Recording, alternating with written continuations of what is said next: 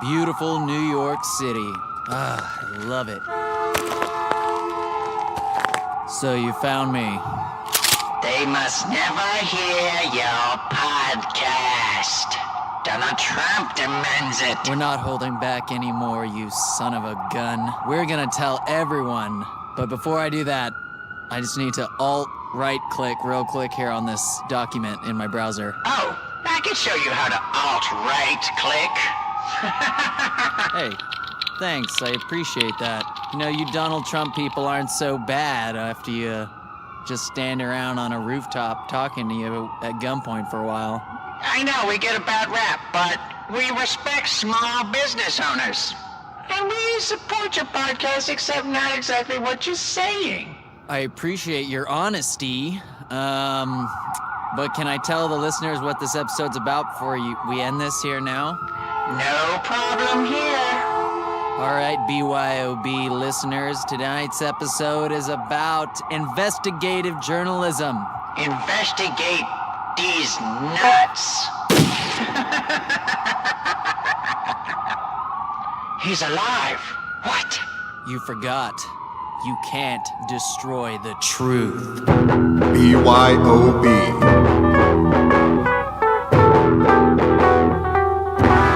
We'll start out tonight with investigative journalism. Where are we at as a society and where should we be headed? We'll start with Amber, who is our house journalist. What is your opinion on investigative journalism?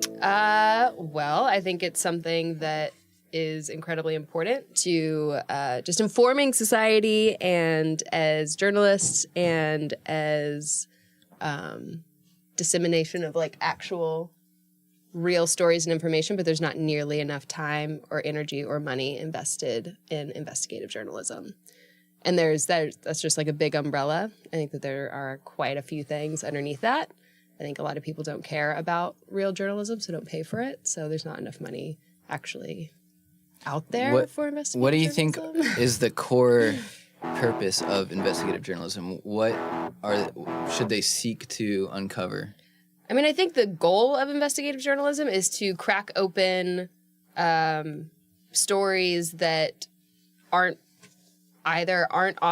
looked into enough or aren't looked into deep enough. Interesting point. Considering, when you look at the lack of journalism that was going on with major issues like Standing Rock in the major media. Absolutely. Which is like is that defamation a Well, word? but of is that to journalism, say, kind of? but are you saying like investigative journalism is like the major outlets?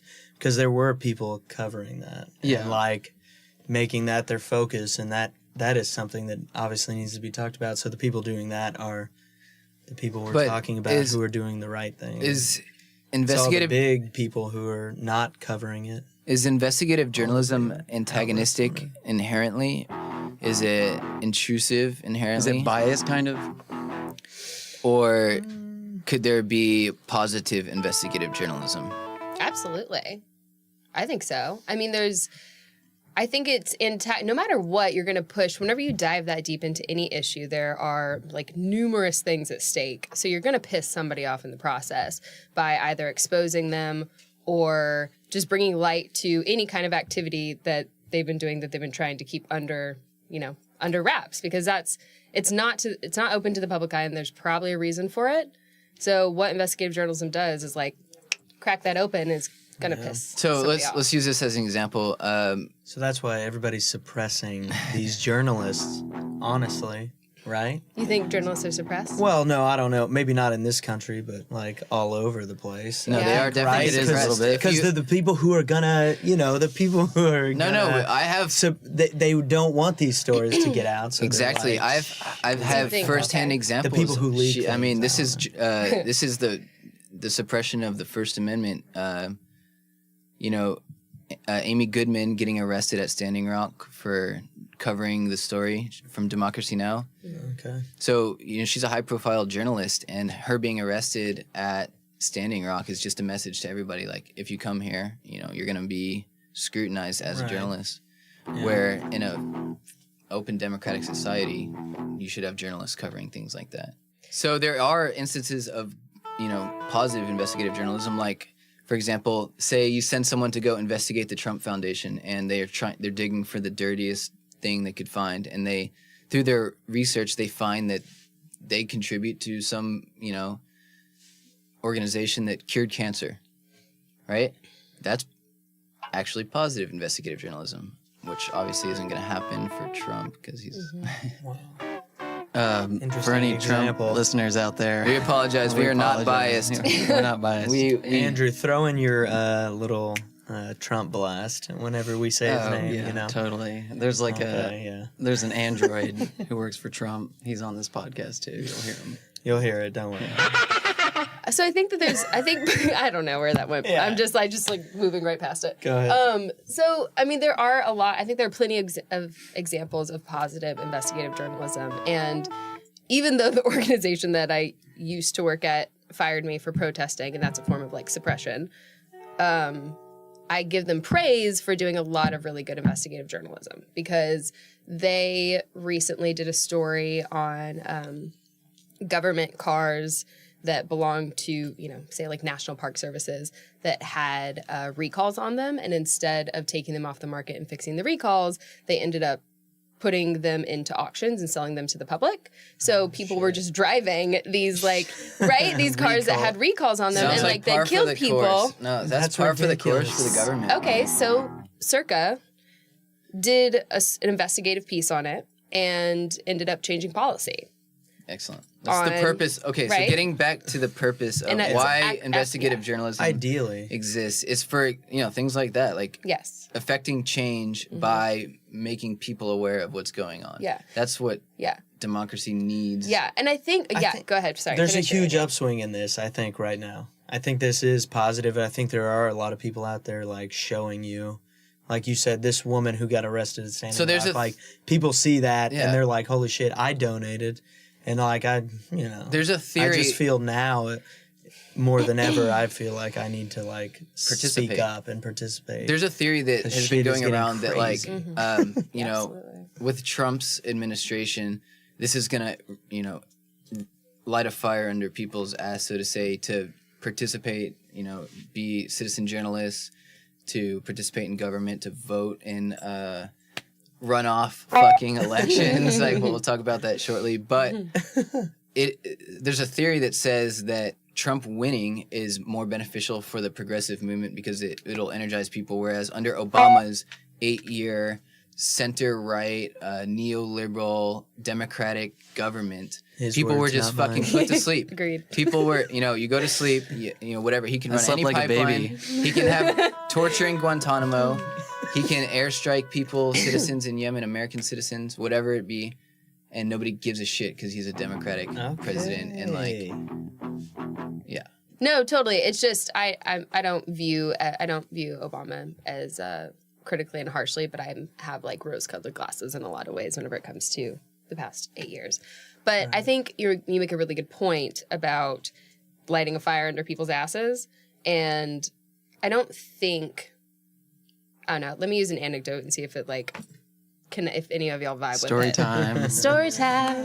So, the night of the election, I feel like I grew up like a pretty privileged person. I'm white, and I have a family that is middle class, and I grew up in a safe neighborhood and safe town, and the burbs.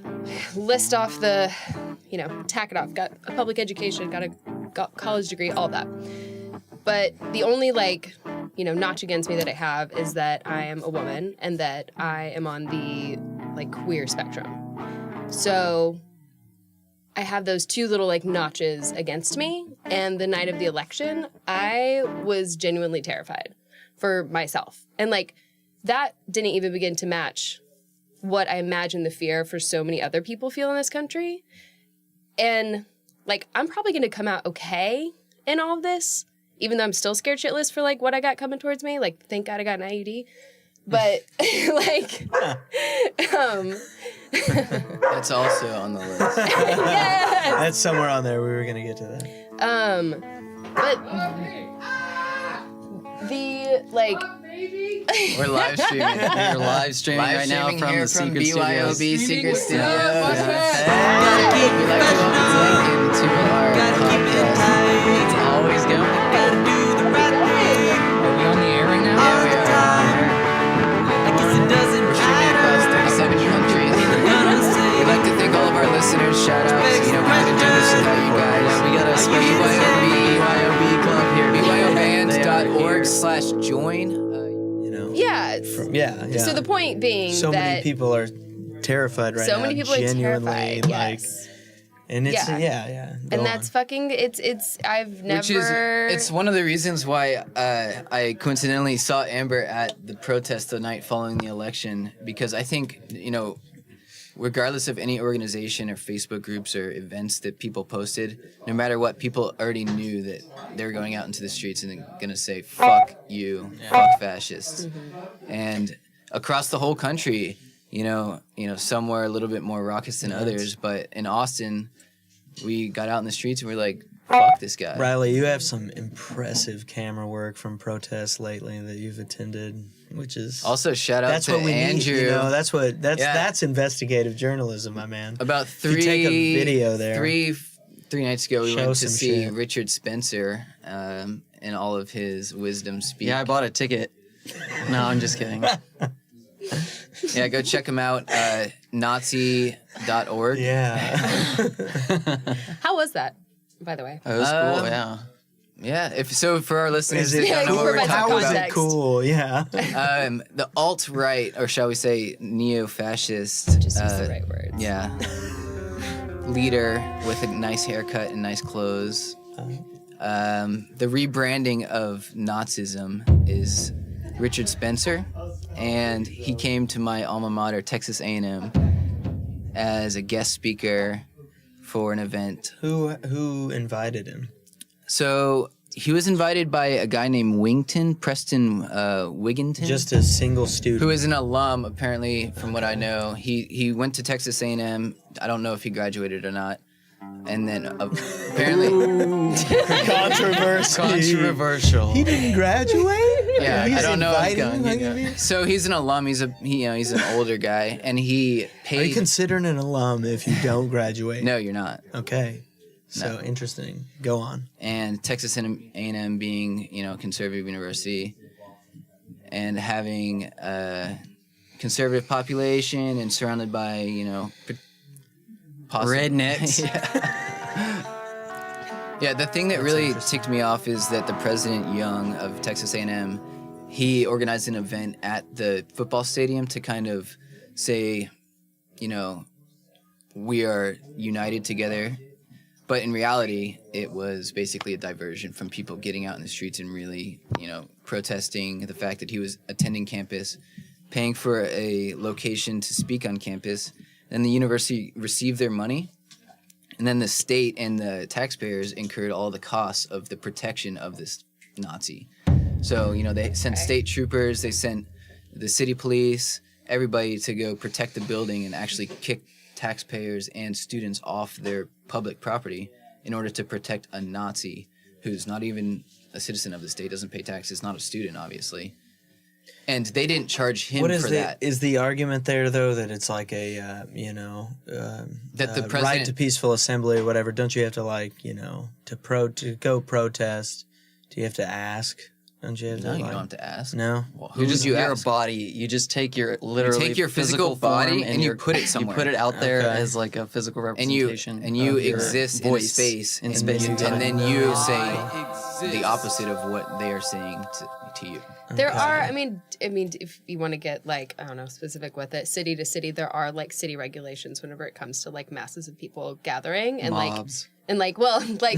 protests too, peaceful protests. Yeah, Like I'm talking in peaceful yeah, here. like in New York, you just have to stay on the sidewalk or you have to have a permit to walk in the street. Right, But 'cause that's otherwise you'd be stopping traffic, permit, breaking laws. permit, yeah, Yeah. exactly. So there are the shit permits I that guess I'm So that's how talking they about. that's how they regulate the First Amendment. But in reality, in my opinion, I think that putting your body somewhere, whether it's legal or illegal, that's the First Amendment. Like you might get arrested for obstructing traffic, but still you're like. So aren't we trying to cut that out now? Isn't the new president trying to say no First Amendment?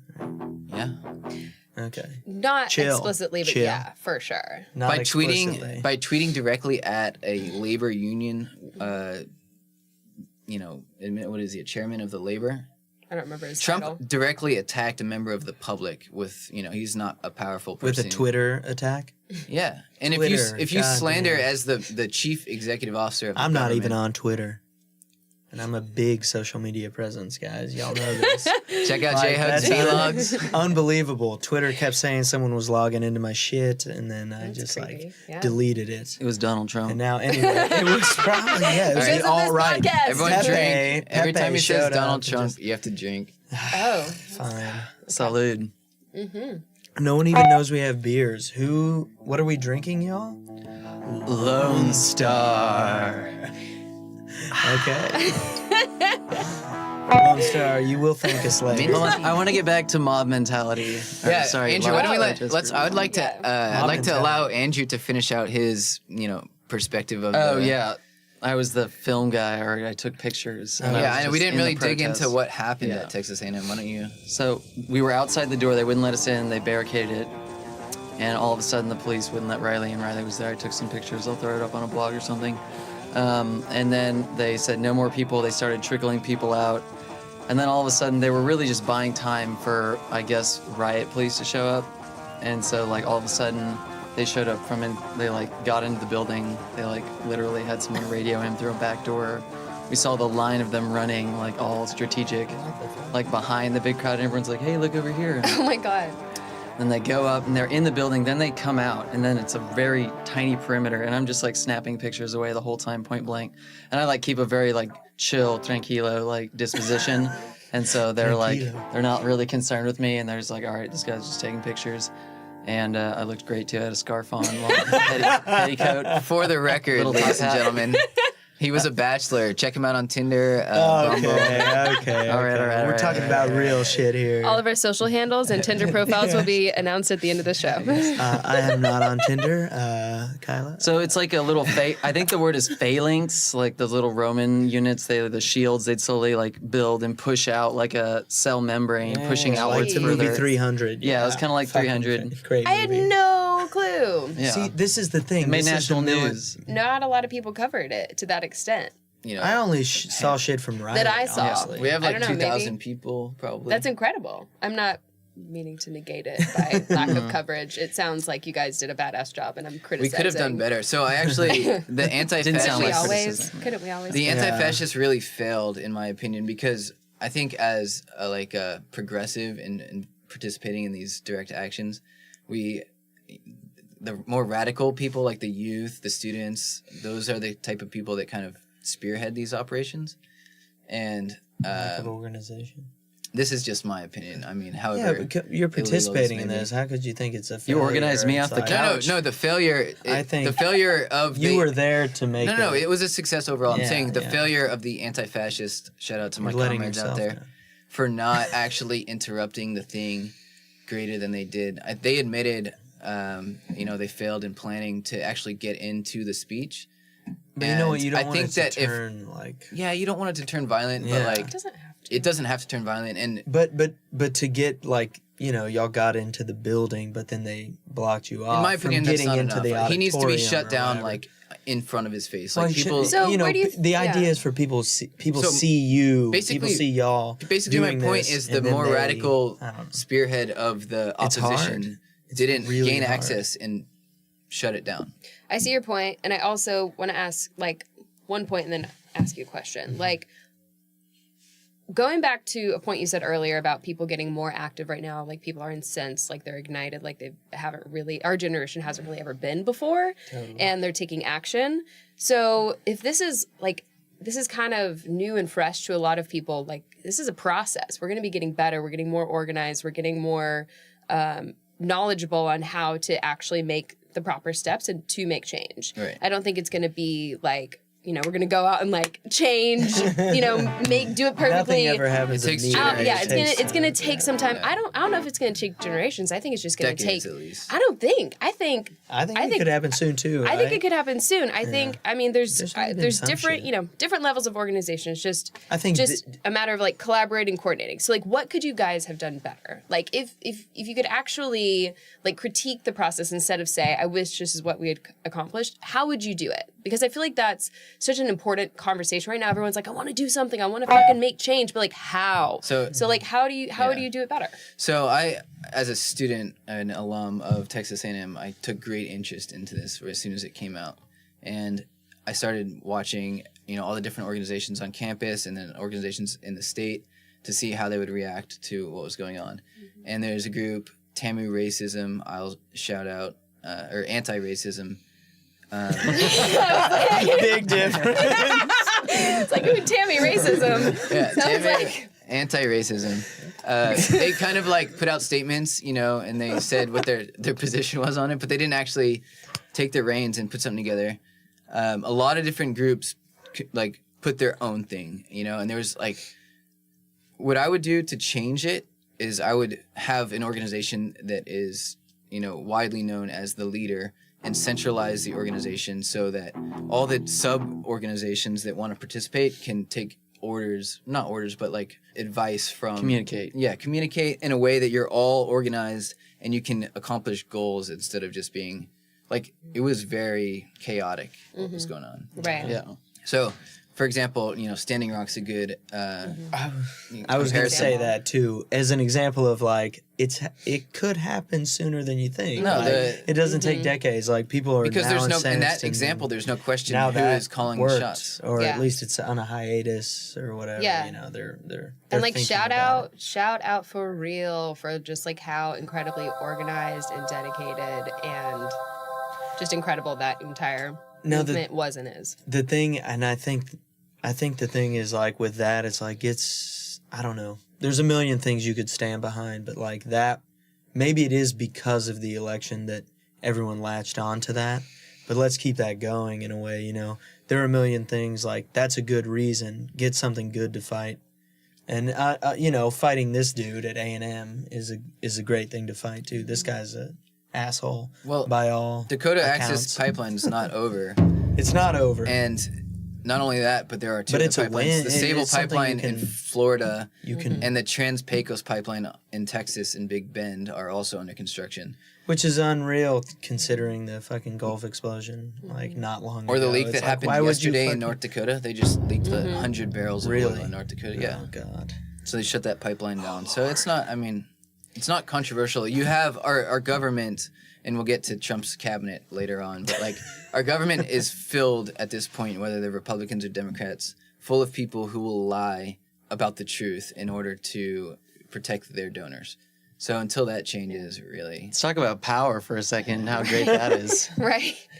Power corrupts and absolute power corrupts absolutely.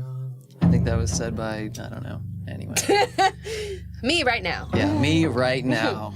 No, yeah, politics is weird because you don't get necessarily like people who like to perceive the world in very, how do I say this, unique ways. I think a lot of them, they study it. They like know the arithmetic of lying and deception and then also like pandering to people's emotions and wants and desires. And Donald Trump was better than like all the politicians.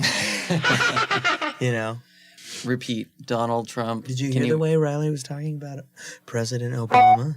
Okay, yeah. So everyone, you got to take the lesser of two evils, but we had no choice. It's going to hurt. The truth hurts. And for all the fucking Democrats listening, Chuck Schumer and Nancy Pelosi, fuck you guys. Democrat either. You're not progressive. Get out of the way. We'll be bleeping out all these names.